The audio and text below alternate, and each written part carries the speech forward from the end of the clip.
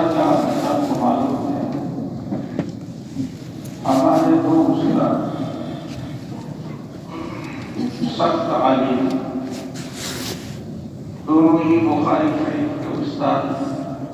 آپ کے بھی استاد ہیں میرے بھی استاد، حضرت مولانا قمر الدین صاحب اور حضرت مولانا سعید احمد صاحب دامت برکاتہ، یہ دونوں عالم ہیں، اسی لیے مجلس میں جو قائد ہیں ہمارے پاس طلبا کی کافی تعداد میں، وقت میں بھی کافی گنجائش ہے، اسی لیے ہم دونوں کے شفا کے لیے، دونوں کی شفا کے لیے ایک وظیفہ پڑھیں گے، اور وظیفہ پہلے جو ہے سمجھ لو وظیفہ کیا ہے۔ جب بھی کوئی شخص جو بیمار ہو اس کے لیے اگر آپ 1,25,000 یعنی 7,00,000 مرتبہ یا سلام کو جل جلالہ پڑھ کر کے دعا کرے تو اللہ تعالیٰ کی ذات سے امید ہے کہ اللہ تعالیٰ اس کو شفا عطا فرمائے۔ یہ الگ وظیفہ ہے۔ کوئی بھی بیمار ہو اس کے لیے آپ کو کتنی مرتبہ پڑھنا ہے؟ 7,000 مرتبہ، یا سلام نہیں، عام طور پر کتابوں میں لکھا ہوا یا سلام، لیکن آپ اس کے ساتھ جل جلالہ بھی لگائیں گے، یا سلام جل جلالہ، یہ 7,000 مرتبہ پڑھنا ہے۔ پھر ہمیں جو ہے کوئی کرنی اللہ تعالیٰ کو اور جتنے بھی ہمارے متعلقین ہیں بیمار ہیں وہ سب کو اللہ تعالیٰ شفا عطا فرمائے۔ یہ وظیفہ تو ہمیں جو بعد میں پڑھنا، اس سے پہلے ایک وظیفہ میں آپ کو موجودہ حالات کے اعتبار سے بتانا چاہتا ہوں۔ اس وقت جو موجودہ حالات میں اس کے اعتبار سے ہر شخص کو، ہر طالب علم کو، ہر مرد کو، ہر عورت کو ایک وظیفہ شروع کر دینا چاہیے، تو انشاءاللہ وہ تمام مصیبتوں سے محفوظ ہیں۔ وہ وظیفہ یہ ہے کہ آپ 100 مرتبہ درود شریف پڑھیں، 100 مرتبہ درود شریف، اللہم صلی علی محمد وعلی آل محمد وبارک وسلم، یہی درود شریف ہم پڑھیں گے۔ اور بھی پڑھ سکتے ہیں لیکن یہ مختصر اور جامع جو ہے درود شریف ہے، تو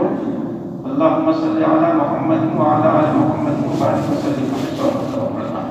پھر 499 مرتبہ لا حول ولا قوت الا باللہ، 499 مرتبہ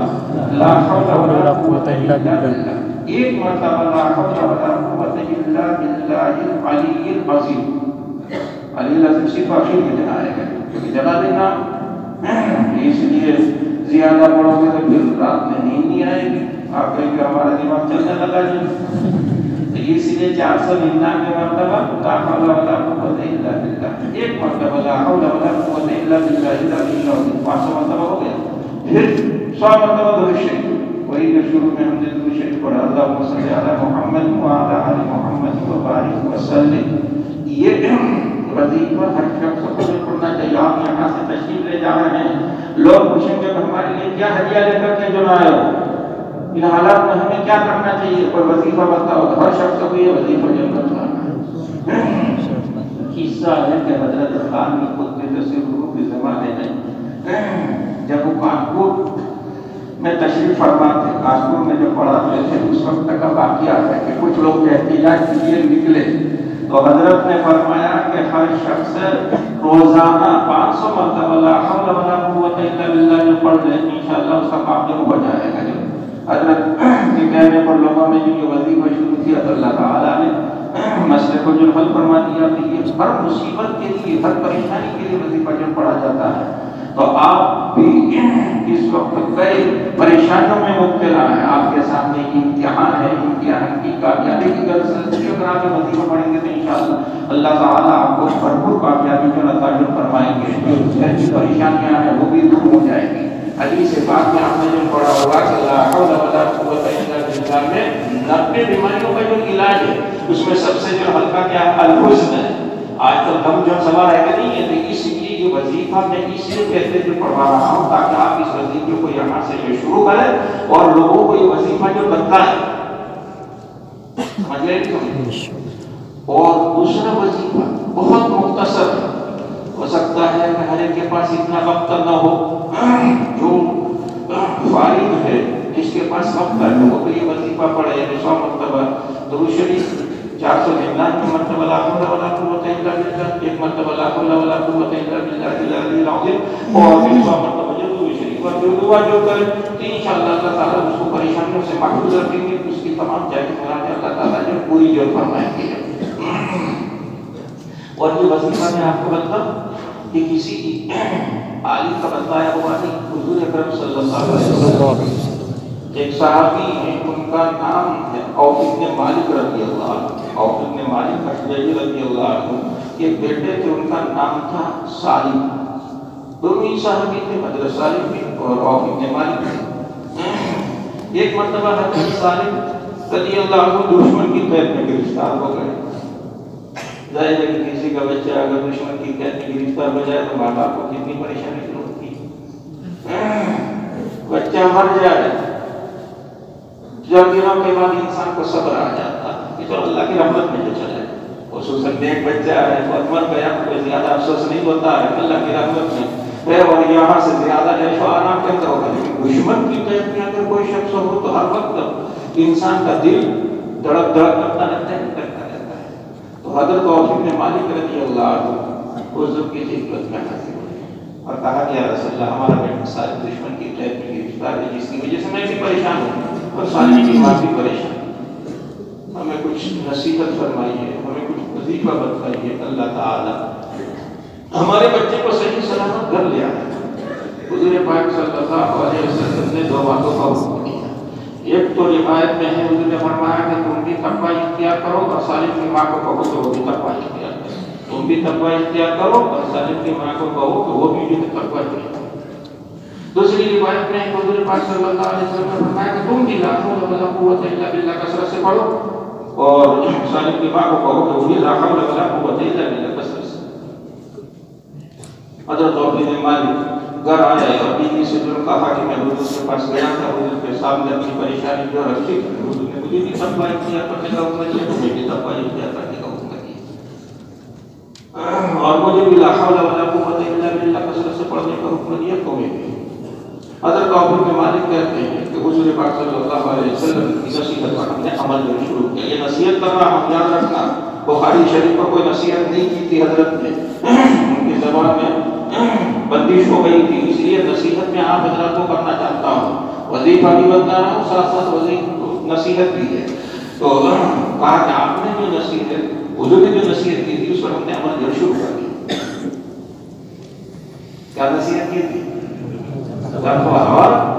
لا حول ولا قوت الا باللہ، دونوں باتیں کہتے ہیں چند دن ہم نے اس پر جو عمل کیا، صحابہ کرام کی زندگیاں تو نہایت پاکیزہ تھی، وہ متقی پرہیزگار تھے، لیکن اس سے ساتھ ساتھ وظیفہ بھی جو شروع کر دیا۔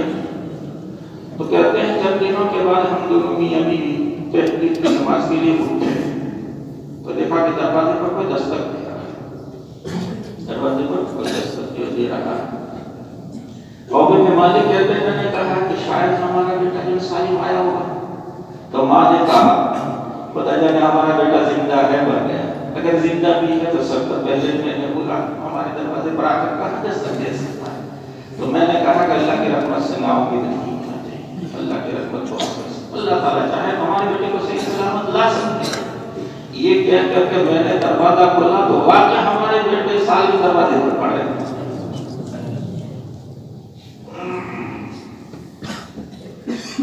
باپ نے بیٹے کو سینے سے لگایا، خوشی میں بھی تو رونا آتا ہی نہیں آتا ہے، انتہائی خوشی میں بھی انسان کیا رسول آنکھوں میں سے آنسو جو نکل آتے ہیں، ایک ساتھ ساتھ آواز بھی نکل آتی ہے۔ جب حضرت سالم کی آواز ماں نے جو سنی کہ میرا بیٹا رو رہا ہے تو ماں بھی تھوڑی تھوڑی دروازے پر آئی، اس نے بھی بیٹے کو سینے سے لگایا۔ جب ملاقات کر کے فارغ ہو گئے تو حضرت عوف بن مالک نے دیکھا کہ حضرت سالم کے پیچھے عمروں کی لمبی قطار کھڑی، لمبی قطار کھڑی، پوچھا کہ بیٹا تم کیسے آ گیا اور یہ اونٹ نظر آ رہے ہیں اتنے سارے کہاں سے لے آئے؟ تو عوف بن مالک کے بیٹے نے کہا، حضرت سالم نے کہا کہ آج رات کے ساتھ ہوا، ٹھنڈی رات تھی اور اوپر سے بارش ہو، تو جتنے بھی پہرے دار تھے وہ ایک کمرے میں جا کر کے بیٹھ گئے اور سردی سے بچاؤ کے لیے انہوں نے کمبل اوڑھ لیا، بارش سے بچاؤ کے لیے تو کمرے میں گھس گئے اور سردی سے بچاؤ کے لیے کمبل میں اوڑھ لیا۔ تھوڑی دیر ہوئی سب سونے لگے، گرمی محسوس ہوتی ہے، سردی میں تو نیند نہیں آتی ہے، وہ سونے لگے اور سب خراٹے لینے لگے۔ میں نے سوچا کہ یہ وقت بہت اچھا ہے بھاگنے کا، سب سو رہے ہیں، بارش کی وجہ سے کوئی باہر نکل کر کے دیکھنے والا نہیں ہے اور سو رہے ہیں، اس لیے اگر میں اس وقت بھاگنے کی کوشش کروں تو ہو سکتا ہے اللہ تعالیٰ مجھے کامیابی عطا فرمائے۔ تو میں نے اپنے ارادے پر عمل کیا اور ان کی قید سے بھاگنے کی کوشش کی اور میں ان کی قید سے نکل گیا۔ جب میں قید سے نکل گیا اور مجھے یقین ہو گیا کہ دشمن میرا تعاقب نہیں کر سکتا ہے، میں اتنا دور جو آ چکا ہوں، تو میں نے دیکھا راستے میں دشمن کے اونٹ بیٹھے تھے، سوچا خالی ہاتھ کیوں جاؤں، تو ابن مالک نے کہا کہ بیٹا تیرے آنے کی بڑی خوشی کہ تو صحیح سلامت آ گیا، لیکن ان اونٹوں کا ہم ہاتھ نہیں لگائیں۔ حضور نے ہمیں تقوی کا حکم دیا، مال جب آتا ہے تب پھر پیچھے چلا جاتا ہے، اور سرخ اونٹ عربوں کے یہاں پہ سب سے عمدہ مال ہوتا ہے کہ نہیں ہوتا ہے، لیکن حضرت ابن مالک نے کہا کہ حضور نے ہمیں تقوی کا جو حکم دیا ہے ہم بھی اونٹوں کو ہاتھ نہیں لگائیں گے جب تک حضور پاک صلی اللہ علیہ وسلم سے مسئلہ نہیں آ جاتا۔ اور ابن مالک رضی اللہ عنہ حضور پاک صلی اللہ علیہ وسلم کی خدمت میں حاضر ہوئے، حضور کو خوشخبری جو سنائی اور کہا کہ اس طریقے پر وہ پورا کئی اونٹ جو دشمنوں کے لایا تھا، ان اونٹوں کے بارے میں کیا اچھا تو صحیح سلامت آ گیا، لیکن یہ اونٹ کے تو چوری کے اونٹ معلوم ہو رہے ہیں، دشمن کے اونٹ رات کے وقت سے چورا لیے، لیکن اونٹوں کے بارے میں کیا ہوا؟ حضور پاک صلی اللہ علیہ وسلم نے کوئی جواب دیا، خاموشی۔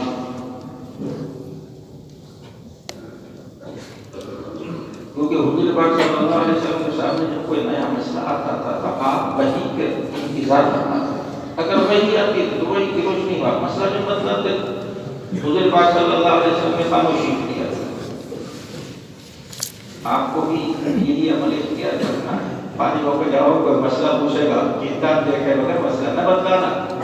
تبلیغی نہ بن جانا کہ مسئلہ معلوم ہو یا معلوم ہو،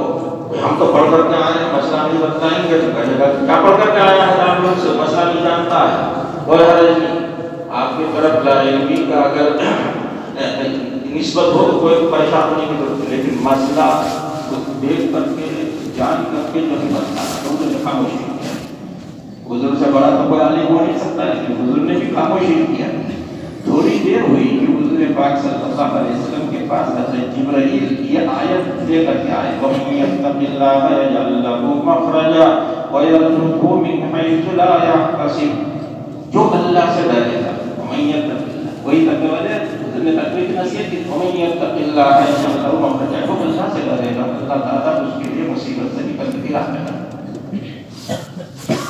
مصیبت سے نکلنے کی راہ پیدا فرمائیں گے۔ اور مفسرین نے جو لکھ رکھا ہے کہ مصیبت سے دنیا کی مصیبت بھی مراد آخرت کی مصیبت کوئی ایپ تو ہے، وَمَن يَتَّقِ اللَّهَ يَجْعَل لَّهُ مَخْرَجًا، جو اللہ سے ڈرے گا اللہ تعالیٰ اس کے لیے مصیبت سے نکلنے کی راہ پیدا فرمائیں گے، وَيَرْزُقْهُ مِنْ حَيْثُ لَا يَحْتَسِبُ، اور ایسی جگہ سے رزق عطا فرمائیں گے جہاں سے رزق کے ملنے کا کوئی وہم و گمان بھی نہیں ہوگا۔ دونوں باتیں ساتھ آ رہی ہیں۔ جب حضرت جبرائیل چلے گئے تو حضور پاک صلی اللہ علیہ وسلم نے کہا کہ آؤ، اللہ نے وہ مال اور اونٹ تمہارے لیے حلال کر دیا۔ روایتوں میں آتا ہے کہ اس میں سے حضور نے خمسہ بھی نہیں نکالا، پورا کا پورا مال ان کے لیے شریعت نے جو حلال کر دیا۔ یہ تقوی کی برکت ہے۔ تقوی اگر آپ اختیار کریں گے تو انشاءاللہ اللہ تعالیٰ اس کی برکت سے دنیا کی پریشانی کو بھی دور فرمائیں گے، آخرت کے عذابوں سے اللہ تعالیٰ آپ کی حفاظت فرمائیں گے، دنیا میں بھی اللہ تعالیٰ ایسی جگہ سے روزی عطا فرمائیں گے جہاں سے روزی کے ملنے کا کوئی واقع گمان بھی نہیں ہوگا۔ طالب علم جب فارغ ہوتا ہے تو سوچتا ہے کہ کہاں مدرسے میں جاؤں، کون سے مدرسے میں پڑھاؤں، ایک مسئلہ جو نہ کر کے کھڑا ہو جاتا ہے، ہو جاتا ہے۔ تو میرے عزیز ہو، اگر تم تقویٰ جو اختیار کرو گے تو انشاءاللہ تمہاری تمام پریشانیاں دور ہو جائیں گی۔ اور کسی نے جب کسی طالب علم کو سند جو دی جاتی ہے تو سب سے پہلے اس کے اندر نصیحت کی جاتی ہے اوصیکم بتقویٰ، اوصیکم بتقویٰ، یہی تو نصیحت کی جاتی ہے، نہیں کی جاتی ہے۔ تو یہ واقعہ میں نے اس لیے سنایا اور بات اس لیے میں نے تبیین کی کہ آپ تقوی والی زندگی اختیار کریں گے، لیکن تقوی اختیار کرنا آسان نہیں، تقویٰ کس چیز کا نام ہے؟ اللہ کی نافرمانی سے بچنا، اللہ نے جن باتوں کے کرنے کا حکم دیا اس کو کرنا، اللہ کے رسول نے جن باتوں سے منع فرمایا اس سے جو بچنا، یہی تو تقوی کی حقیقت ہے کہ نہیں؟ کوئی معمولی کام نہیں ہے، اور جب کوئی بھاری کام ہو اس وقت اگر آپ یہ وظیفہ پڑھیں گے تو وہ کام آ سکتا ہے۔ یہ لا حول ولا قوت الا باللہ والا جو عمل ہے وہ ہر بھاری کام کے لیے آپ کے سامنے ایک کام پہاڑ کی طرح آ کر کے کھڑا ہے، آپ سوچتے ہیں کہ میں اس میں کیسے کامیابی حاصل کروں گا۔ اس سال دورے کا نصاب بھی بدل گیا ہے، مختلف ابواب سے سوالات آئیں گے، ہم کیسے جو تیاری کریں، امتحان میں کیسے ہم کامیابی حاصل کریں، یہ طلبہ کے لیے ایک بہت بڑا پہاڑ آ کر کے کھڑا ہوا ہے۔ تو کوئی بھی ایسا کام ہو اس وقت آپ لا حول ولا قوت وَإِنَّهَا لَكَبِيرَةٌ، نماز بہت بھاری اور اسی لیے جب مؤذن کہتا ہے حی علی الصلاۃ حی علی الفلاح تو جب آپ کو کیا کہنا ہے؟ لا حول ولا قوت الا باللہ۔ کیا کریں؟ یہ کیوں رکھا گیا؟ نماز آسان نہیں ہے، 5 وقت مسجد میں جا کر کے جماعت کے ساتھ نماز ادا کرنا بہت مشکل ہے کہ نہیں؟ لیکن جب مؤذن نے کہا حی علی الصلاۃ حی علی الفلاح اس کے جواب میں آپ کہہ دیجیے لا حول ولا قوت الا باللہ العلی العظیم، تو انشاءاللہ آپ کے لیے نماز آسان ہو جائے گی، بھاری نہیں رہے گی۔ تو اس لیے میرے عزیزو اس وقت جو ملک کے حالات میں آپ کے سامنے میں امتحان ہے اور اس کے بعد خدا جانے زندگی کے اندر کیا کیا پریشانیاں جو آئیں، تو اس لیے جب بھی کوئی پریشانی جو آ کر کے سامنے کھڑی ہو جائے یہ وظیفہ جب شروع کر دیجیے انشاءاللہ اللہ تعالیٰ آپ کی حفاظت فرمائیں گے اور آپ کی جائز مراد کو پورا فرمائیں گے۔ یاد رکھنا جائز مراد کے لیے وظیفہ جتنے بھی وظائف ہوتے ہیں وہ جائز مقصد کے لیے اگر آپ پڑھیں گے تو انشاءاللہ کامیابی ہوگی، اور اگر جائز مقصد کے لیے نہیں پڑھو گے ناجائز مقصد کے لیے الٹا اثر ہوگا۔ ایک شخص چوری کرنے کے لیے جا رہا ہے وظیفہ پڑھ رہا ہے، چوری میں کامیابی ہوگی کبھی بھی کامیابی ہوگی، اور یہی اس کے لیے خیر ہے کہ وہ چوری میں کامیابی نہ ہو۔ تو میرے عزیز یہ وظیفہ ہمیں جو پڑھنا ہے تو میں نے بتایا ایک عمل تو یہ ہے لیکن اس کے لیے کچھ وقت چاہیے، 30 منٹ کم سے کم جو چاہیے اس وظیفے کے مکمل کرنے کے لیے۔ ہمارے پاس ہے کہ نہیں ہے 30 منٹ سے بھی زیادہ ہے، اور اس لیے دوسرا مختصر وظیفہ اس وقت جو بیماری جو پھیلی ہوئی ہے کورونا اس کے لیے مختصر وظیفہ ہمیشہ آپ حضرات یاد رکھیں، خود بھی پڑھیں، سب کو جو اس کی تلقین کریں، بہت مختصر صبح، ہر صبح کو اور ہر شام، یعنی صبح صادق سے